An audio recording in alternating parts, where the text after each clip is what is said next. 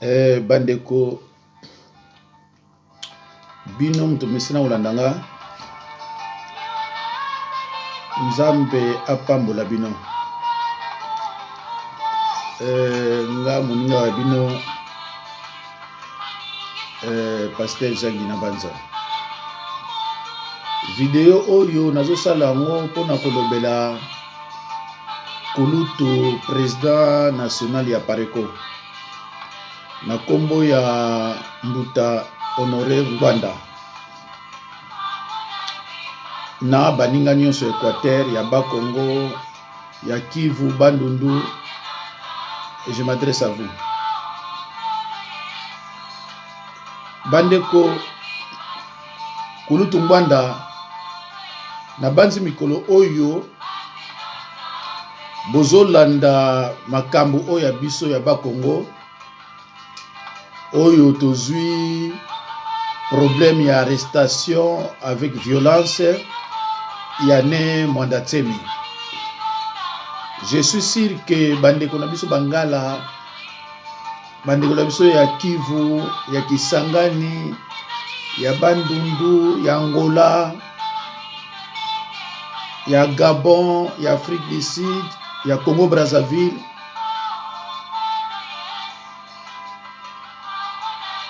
naza sir et touchaki bino nyonso pe pesaki bino pasi na ko vivre arrestation arbitraire et musclée. Mbuta Ngwanda nalandaka yo oyebi nalandako mingi obanda koloba depuis je crois 2006 ou bien 2007 si je ne me trompe pas. Makambu o nyonso yo lobaka ya mabe eza te, nyonso eza kaka mpona intérêt ya peuple na ya mboka na biso. Mais sikoyo Mbuta naeli yo idée peut-être omona malamu. C'est une proposition. Biso na Bakongo to décider to récupérer Bakongo na ndinga fédéralisme. To récupérer ngo te ke to kabwana Bangala na Baluba na bananité. Mbuta ndenge tozali eza pratiquement difficile lelo to kabwana. Omona Bangala ebele babala Bakongo. Bakongo ebele babala Bangala. Bangala ebele babala Baluba. Baluba ebele babala Bangala et ainsi de suite. Donc au kabwana eza pratiquement impossible. Et comme ça la makutu te. Mais il y a moyen ya kosala to procéder na fédéralisme. Il y a ceux qui pensent que fédéralisme ezali balkanisation. Ils ont battu belle bakanisation que fédéraliste ezali balkanisation ko kabwana. Niveau mboka na biso ezali sans fédéralisme rien ne marchera. Allemagne ezo marché pour ezande ngwana. États-Unis ezo marché pour ezande ngwana. Suisse ezo marché pour ezande ngwana. Donc biso ndenge mboka eza munene sans fédéralisme to marché te. Yangona esengeli Kulutu Ngwanda biso ba Congo lukwa to telemi. Je parle ici en tant que président fondateur de Nzila Imosi. Nzila Imosi elingi koloba unité ya peuple Congo, ya peuple né Congo. Donc tozo contre la cotisation. Parce que j'ai constaté que Kabila ne nous respecte pas. Parce que nous allons bon côté. To cotisaka te. Koloba. Mais Kulutu tozana ennemi moko, tozana ba ennemi moko balobaka te. Ba posaka toujours ba acte. Et sengeli biso pe tolobaka mingi te, to na poser ba acte. Biso na Nzila Imosi siko to bani koloba. Mais comme un moment moko to koloba suste na média. To bani koloba peut-être makambu susu. Mais vrai makambu to koloba on suste. Mais tu vas nous surprendre. Parce que biso to décider na ba Congo. PDG nyon so kozala kuna fa la Congo. Gouverneur mu Congo ba PDG tina port fo ba la ba Congo. Et puis faut to yeba mbongo ba Congo so kedike wapi. C'est très important pour nous. Alors Mbuta, lelo yo soki biso to récupérer ba Congo. To yoki ke Équateur sous Mutangwanda ba récupérer yango. To yoki ke Bukavu be Kindu kuna sous ba récupérer yango. Kisangani pe bato kuna ba récupérer yango. Ba agresseur ba kozwa problème. Mbuta ba agresseur ba kozwa problème. Yango biso sali nzila imosi. Olobaka bien, makamuto ezango bien. Mais sangisa ba petit na cotisation. Ngaza mu Congo. Mais soki bosali ba cotisation abino ngaba no tchana ngai. Pona yebike tango bozo luka bo récupérer Équateur na maboko eza intérêt ya biso nyonso. Bozo récupérer ngo teke poto kabwana. Mais poto yeba déjà ke bato ya Équateur bango pe ba bongisi boye baza déterminé na boye. Biso pe bato ya Congo ba Congo toza déterminé na boye. Bato ki Sangani bango pe baza déterminé na boye. Erwana jutolo ba mbon Victor pe kogo ya. Mais maintenant biso to braquer miso na kati ya Kinshasa. Pai nani azomona la biso Kabila. Et puis na ba ndeko na biso ba traître o baluba. Ba ke kuna ba koti. Et puis bazo kosa batu sikoyo éveil patriotique. Eza na sens te. Ce qui ozo lo ba éveil patriotique. Ozo kumisa éveil patriotique, c'est-à-dire otangate. Parce que muto sera éveil patriotique à Muluba. Muto a pouvoir à Zamuluba. Si vous éveil patriotique, ça n'a pas de sens. Ça n'a pas de sens. Parce que y en a président bozo kutana na l'air nyonso. Azanka na yo, pangi. Mais si vous yo sera éveil patriotique, nani asa longwa na ye. Nani Kabila sera né susté. Alors Mbuta nabanzi eloko yo yozo kurana yango. Mais nabanzi na lukana eloko moko ya yo nacha pona la kisayo ka yo ke Mbuta ngala ndako tout le temps. Nga mutu soko atanga ngala ndaka ye. Parce que nayebi na ozwa quelque chose. Nayebi yango ke vraiment na ozwa quelque chose. Natala yango. En tout cas sur la cité au pisanga passe. Parce que ayebi makamoni ya lobaka likambo ya occupation ya République démocratique du Congo par troupes étrangères. Alobaka yango mbala na mbala abetaka c'était pambate occupation na ndemo toza ko mema makambo ya mabe mboka ekende liboso te. Abetaka c'était ete ya moto to bima na libulu toza yango il faut to se libérer na ba occupant oyo tozali na yango. Kasi bato ebele bamitunaka likambo ya lobaka ezalaka solo to ezalaka mite oyo biso tokoloba na lingala bosoko eyaka bandoto to alotaka yango tina wana lelo tosta lutula na ekipe na ye mobimba bapesi nga mokumba ya kokundola émission moko asalaka na 2014 oyo apesaka pole jeunesse to pe ebandeli ya occupation yango na bateta nyonso na makambo nyonso azalaka na yango parce que na rappelé azalaka le dernier conseiller à maréchal Mobutu Sese Seko en matière de sécurité azalaki conseil spécial donc azalaki na maîtrise na ba dossier nyonso yango na soki bayimboka na ba oyo bandimaka na ba oyo bandimaka te. Bozala président attentif aux yeux papier, aux tiers, aux yeux bikinayo, aux tiers, on notaka. Malembe, point par point, makambo yo de kombanda koloma. Parce que ça y va de l'intérêt ya mboka na biso. La position bande ko occuper tant au makambo bataki. Na ba kondi, na biso ba peuple esengi tolanda. Tant mo susu makambo ya koloba boko noter et ko permettre bino bobongisa avenir ya mboka na biso.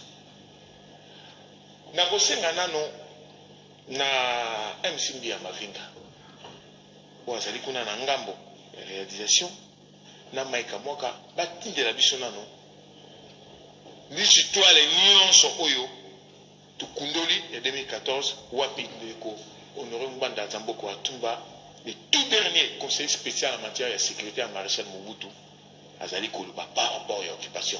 Si mandé tokozonga tout meka ko analyser to commenter na ndeko do saluto.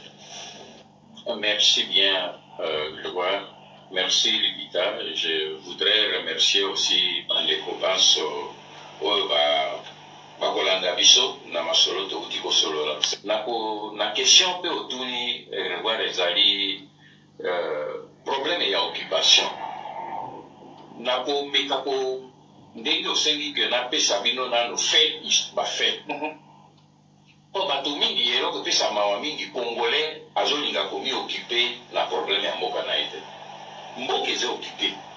Mais okoloba kotala okoka politicien congolais moko azolinga koyebisa congolais te ke mboka eze occupé. Po bato bango ya koloba ke mboka eze occupé pourquoi? Parce que balobi mboka eze occupé ba congolais abi bongo bozosala nini pembeni na ba occupant. Omoni ntina bazoboya langage ya occupation c'est parce que eze koaccuse bango. Mais bafait ezali bato kuna.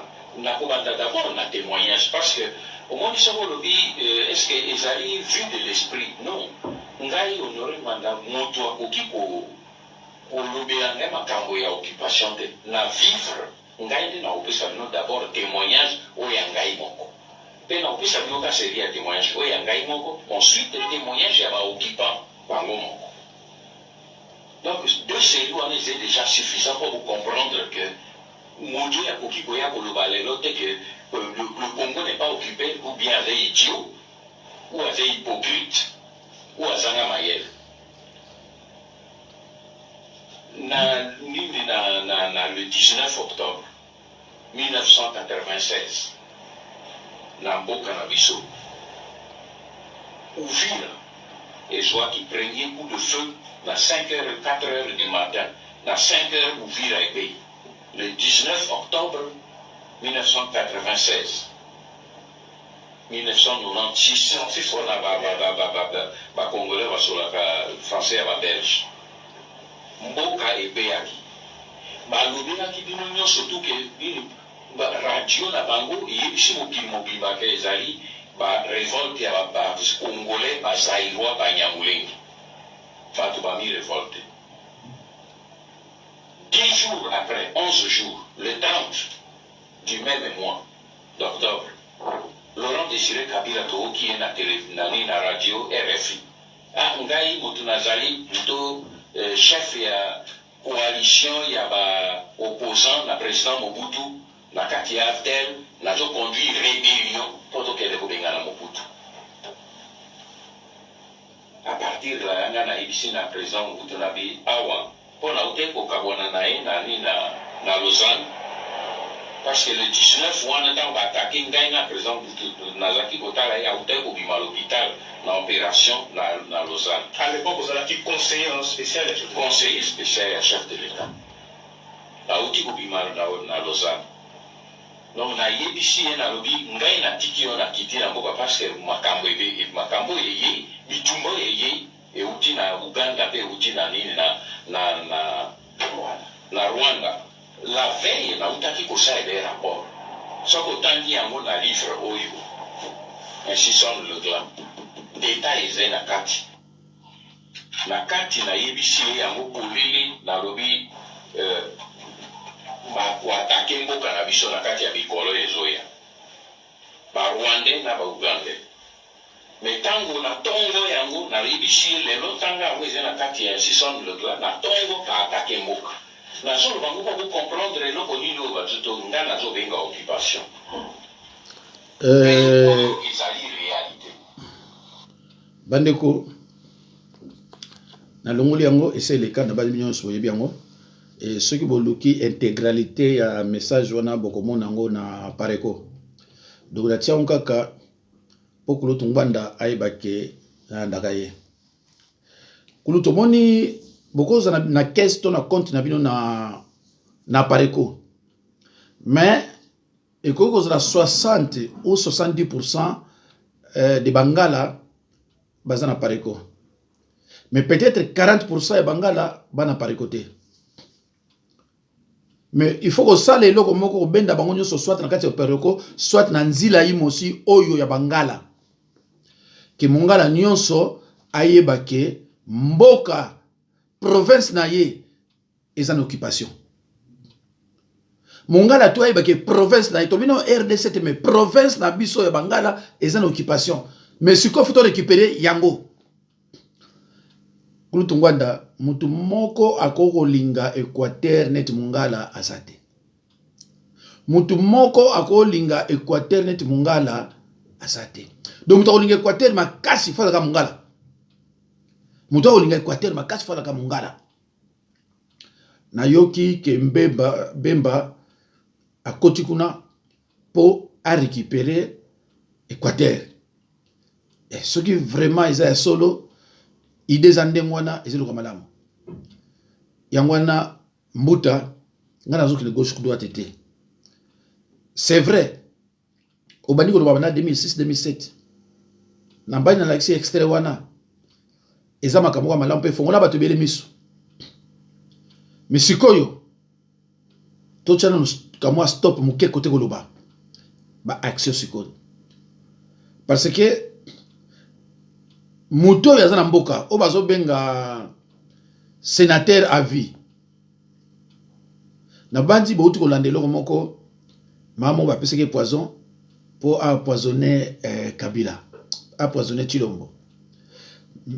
Kamera ki maki na prison pour ebaike poison wana mikolo o Chilombo fwa kufa.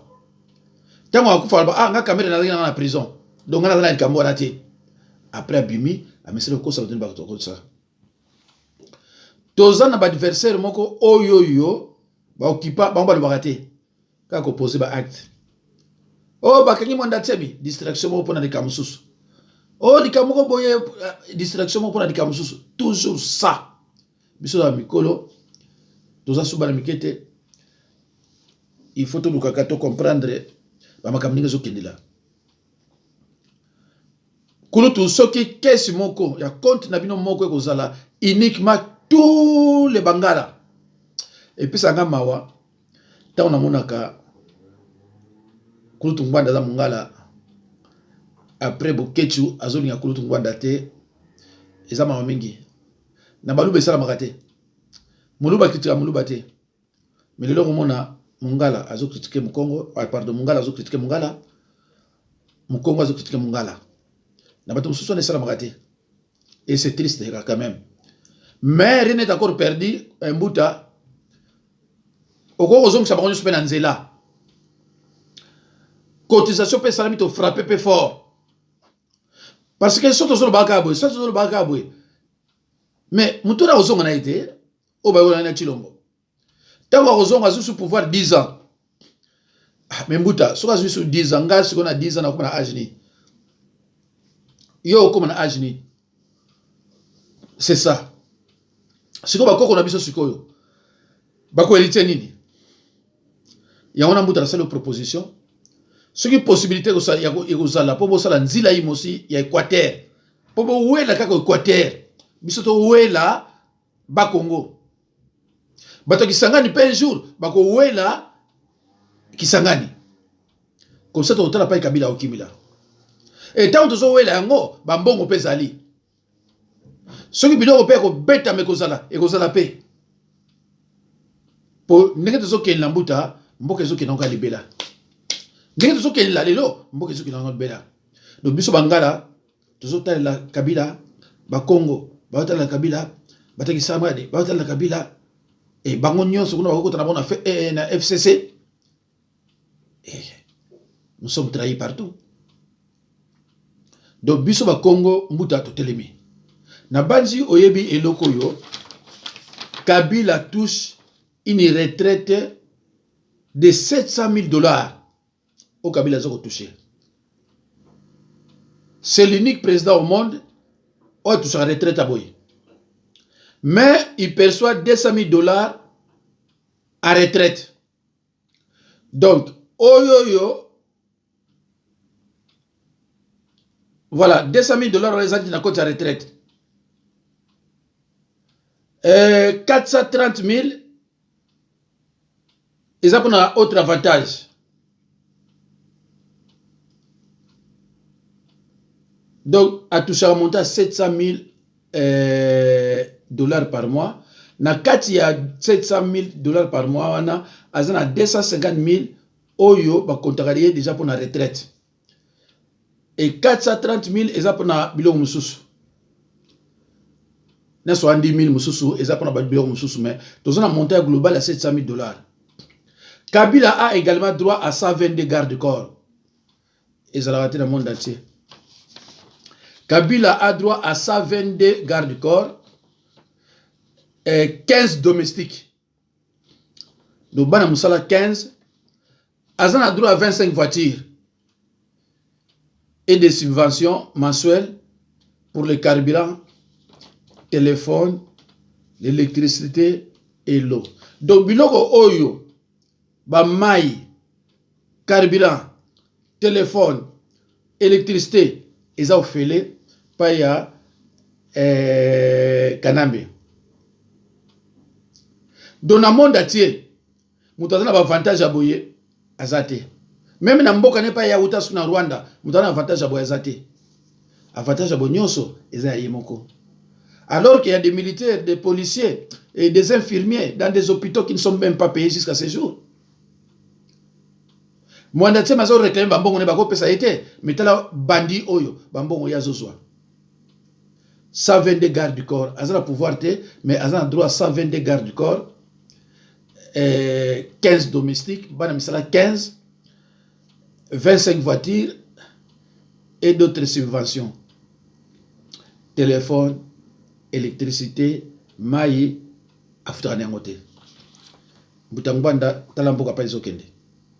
Donc, et comme ici, les lots, moment yako fanda, bangala nyonso, vous savez la cotisation, botala na 6 mois, Équateur obimisa combien, bon, fond la même noko.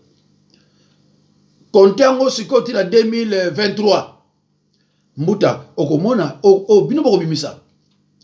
Il faut qu'on les casse chaque fois pour nous mobiliser banamboka, mobiliser bango, ke baleki, talamboka la biso pa eke, tala province la biso pa eke, botala numéro compte ngoyo, bino so bangala, aleboya, bochaka.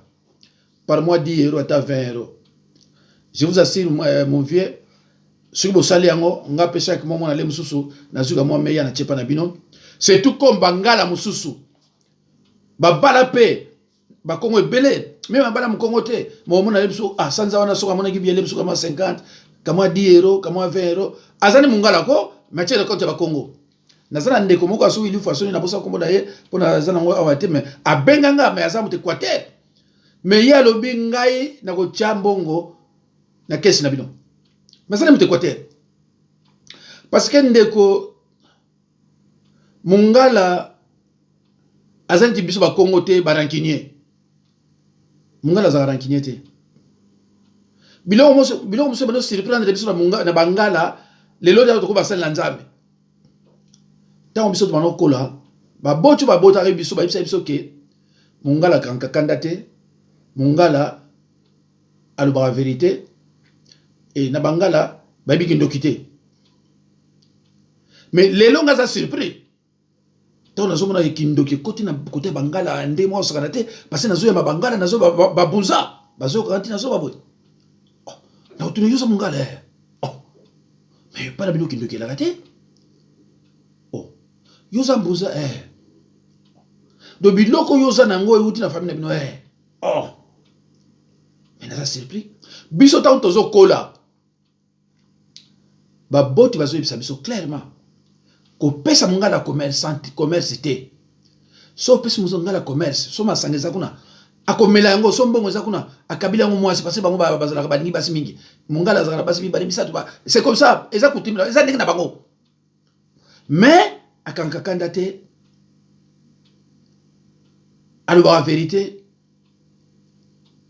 kindoki ayibi yango te mungala seka na ye musani amini masanga na ye asani kindumba na ye asani nini kindoki azaka nango te mais l'autre a surpris tout le monde dit ah bon ba mélange ba ko bala na peut-être créer mais les longs azol ba et surprendre ngai parce que vivre dans bangala tant tozokola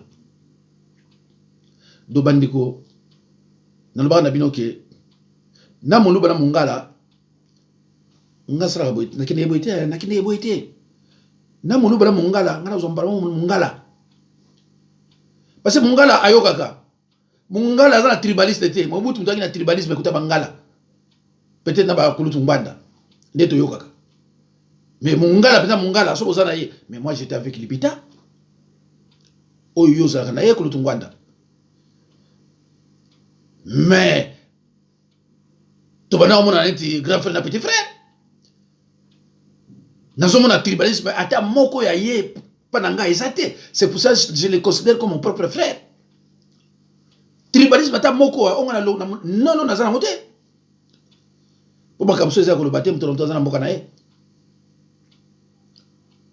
kulutu ngwanda réunir ba petit bangala bayokaka réunir bango na bino bangala muke bazana appareil côté bele bazana appareil ko mais récupérer bango nyonso wana so bo sala nzila yimosite baya bango nyonso pour intérêt ya appareil côté mais pour intérêt ya Équateur ya province biso surtout bandia biso bakoto ba to balakisa nzela biso so bandia so ki bino entamé ngo ba so ba entamé ngo eza ida mabeti on to fanda ka botolo ba mikolo so ba vidéo to ba mikolo so ba vidéo Kabila zo comprendre makabiso zo lobaka et yeza nikaka parce que mbuta soki to zo ko réagir te so to zo lobaka ka koloba to ko tikala ko sala rien il faut Kabila paye ba position na biso ke bato kuna pe bazana mbongo soki beti pa bombe ba kozo ça pa na Équateur mbuta richesse belé et puis makuna Équateur ça sunenga kalate Équateur le richesse belé et puis makuna soki mboka na biso azolinga ko okipango ezaka pona richesse kasai na baba Kongo te Équateur penza richesse comme kuna ndenga osakana te alors c'est le moment bangala ba où l'intérêt ya Équateur c'est le moment biso tozo l'intérêt ya ba Kongo ndenge to balana et kozala très difficile ya okabwana en tout cas ça pratiquement possible parce que oya boyo mwana kazi auta wapi auta mungala bongo oyo auta nsuki wapi na Katanga bongo oyo kutu oyo auta suna bakwanga on est pas moko parce belé c'est que okabona nini mais to na possibilité ya ko benda province na biso total intérêt ba province na biso tala Kabila mbongo belé ozana yango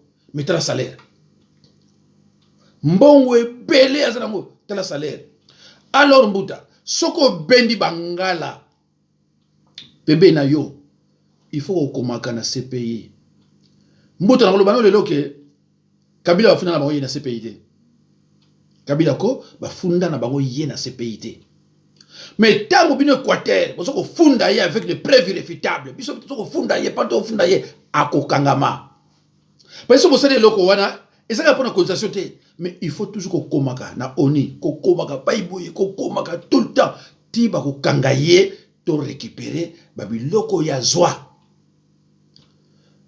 banda chilomba komi kuna mbuta pour la première fois na ko ba montant ndengwana que des millions sur des millions sur des millions on a 4 millions on a 5 millions 370 millions mais mbuta na banzi omonaki Kasai omoni Kasai pona bato bakoma na Kasai obena kananga ndenge nzele yali quel mauvais cœur nazana bakome belé awa ya kulakisa mende na sengi na yo mukaka kulutu sona lobeli yo eza o regrouper tous les bangala bozala mutu moko bosala kesi ya bangala pona récupérer Équateur biso pe côté na biso osala tout pona récupérer Bané Congo eza balkanisation te pona total mayele ya mutu ayeko balkaniser et exterminer notre pays pona total mayele na ye biso za mayele na biso à un moment wana yoko yeba nini ko organiser baleki baleki to chaka vero bamuso on dit ba 30 0 bamuso vero oya zana par moi chaka ndinga lingi Moussa a 10, Moussa a 20, Moussa a boye. Mais vous avez plus de 2 millions, Bouta. Si vous avez mis 1 mois, si vous avez mis 1 mois, mais vous pouvez raison. Si vous avez mis Bangala, qui m'a dit que Mbongo, tout ça, mais Benganga n'a pas signé la Mbongo. N'a pas Congo.